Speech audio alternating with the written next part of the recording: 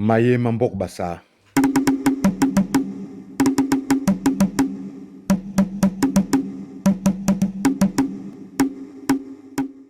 Paragraphe 51.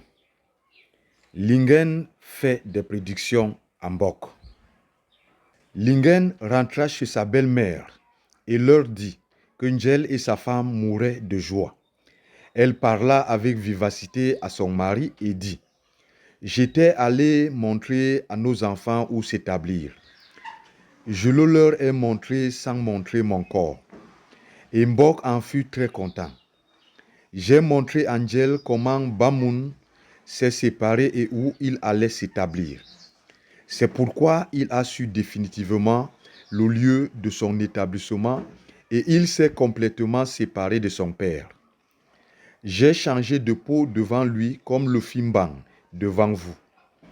Lorsqu'elle eut fini son récit, ils entrèrent dans leur maison dans l'espoir de manger plus de noisettes que toute autre nourriture. C'est la famille de Lingen qui leur a donné les noisettes parce qu'elles sont venues de l'eau. Cela est connu de tous ceux qui laissèrent au liard.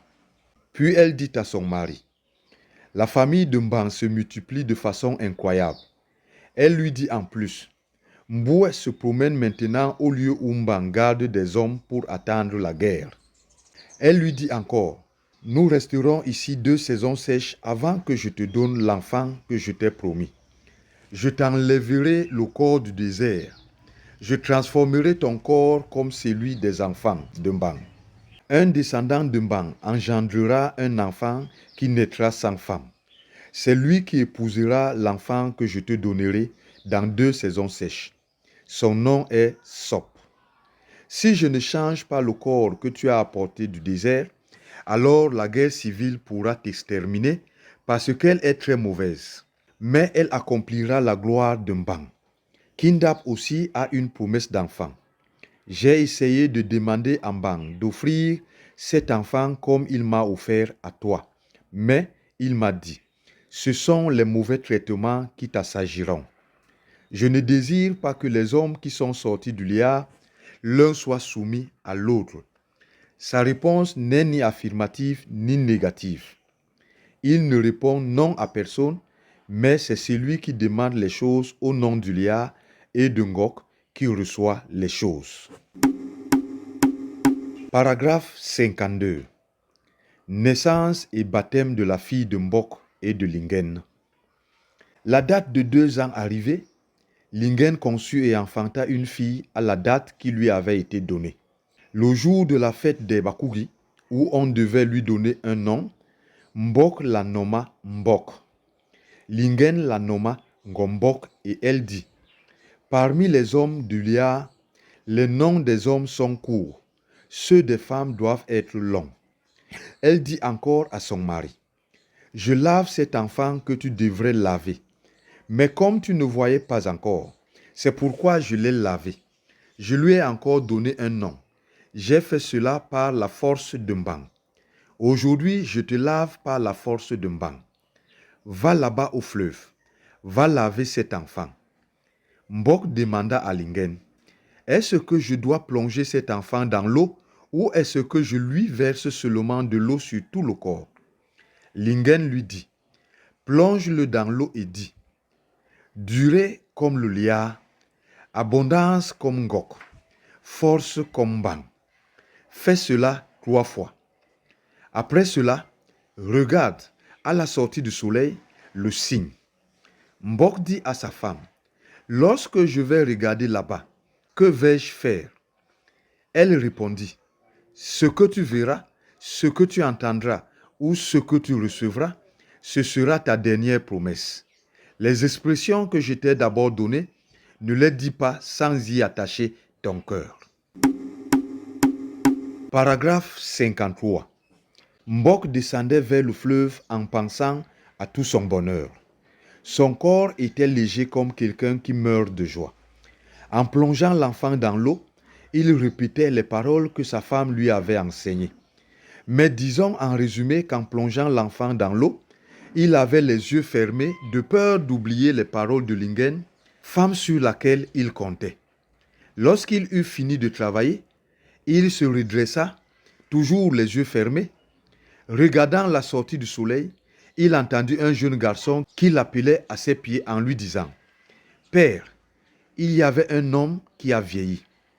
Tes promesses étaient suffisantes, mais tu as vieilli. C'est pourquoi les choses sont coupées. Tu avais le droit de voir la réserve que Mbang a apportée pour attendre la guerre. Rien n'en devait être caché. Les hommes qui avaient interdiction de voir certaines choses les verront à cause de leur grande endurance. C'est pourquoi Mbang t'a envoyé tout ce que tu as sur le cœur. Il m'a envoyé tout laver. J'aiderai ma mère Lingen. C'est moi qui ai dit à Mbang que je ne m'en irai pas seul. C'est pourquoi il m'a dit d'avancer, qu'il viendrait. Ensuite, la nuit, le jour où Ngombok se mariera. Il m'a dit qu'il achèvera ton travail. Maintenant, ses regards se tournent vers Mbang. Mbok lui demanda, « Qui es-tu, toi ?» Il lui dit, « C'est moi qui suis Ngom, mais c'est l'homme que celui qui l'y m'a promis, qui est devant moi. Il aura ton nom. » Paragraphe 54. Mbok trouve Ngom. Mbok portait un enfant à califourchon, tandis que d'une main, il aidait l'autre à marcher. Lorsqu'il arriva chez lui avec 2 enfants, Lingen appela Kindap et lui dit, « Va glorifier cet homme que notre mari a ramené. Son nom est Ngom. » Kindap sortit plein de joie et appela Ngom, « Mon mari. » Ngom dit, « Je te réponds, mais ton mari viendra après moi. Moi, je suis Ngombok. C'est l'homme qui viendra après qui est Mbok. C'est lui que j'appelle père, parce qu'il a le nom de ton mari. C'est son homonyme. C'est pourquoi je l'appelle père. » Ngom dit à Lingen, « Mbok attend de toi un repas très huilé parce qu'il a le cœur qui monte. » Lingen répondit, « Je l'ai préparé depuis très longtemps. Si les choses de Mbang allaient sans promesse, même aujourd'hui je le recevrai. Je me suis habitué à vivre avec des gens. C'est pourquoi je n'aime pas rester seul. » Paragraphe 55. On reparle de Ndjel. Tandis que Ngombok grandissait, Mbang travaillait pour Ndjel. Beaucoup de temps s'écoula avant la puberté de Ngombok, pour qu'elle se marie dans la famille de Mbang. Là-bas où Ndjel était resté, Kinoun était continuellement en peine parce que les enfants sur lesquels elle fondait quelques espoirs se séparaient d'elle et de son mari. Ce qui fit durer cette punition, c'est qu'il pensait en Mbang sans penser en Ngok, qui, avant Mbang, avait reçu la gloire à leur départ. Les animaux domestiques pullulèrent chez lui en une quantité plus grande que les feuilles des arbres, parce qu'il désirait d'abord les animaux domestiques avant les hommes. Car la règle de Mbang consistait à donner à chacun ce qu'il voulait. Pendant plusieurs jours, il oublia d'accompagner paître ses bêtes. Une nuit, sa femme lui demanda, « Tes animaux se portent-ils bien ?» Il répondit, « Ce n'est pas en regardant les bêtes qu'on les multiplie. » Sa femme lui dit, « Est-ce qu'elles sont nombreuses?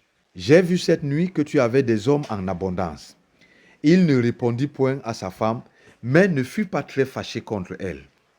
Le jour de la fête des Bakugi, il ne faisait absolument rien. Mais ce jour venu, sa femme lui dit, « Allons regarder les bêtes. » Il lui répondit, « J'ai manqué à tout, mais je ne manque pas à ce jour. Est-ce que nous n'avons pas fini de contrevenir aux règles? » Sa femme lui dit, « Écoute-moi, allons regarder les bêtes. » Il répondit à sa femme, « Je ne m'oppose pas à ce que tu dis, mais pas avant qu'on ait donné à manger au carrefour, et puis je ne voudrais plus avoir à me reprocher le tort de ne t'avoir pas obéi. » Sa femme lui dit, « Je suis contente de tes paroles. Donnons à manger au carrefour et aux sources avant d'aller regarder les bêtes. »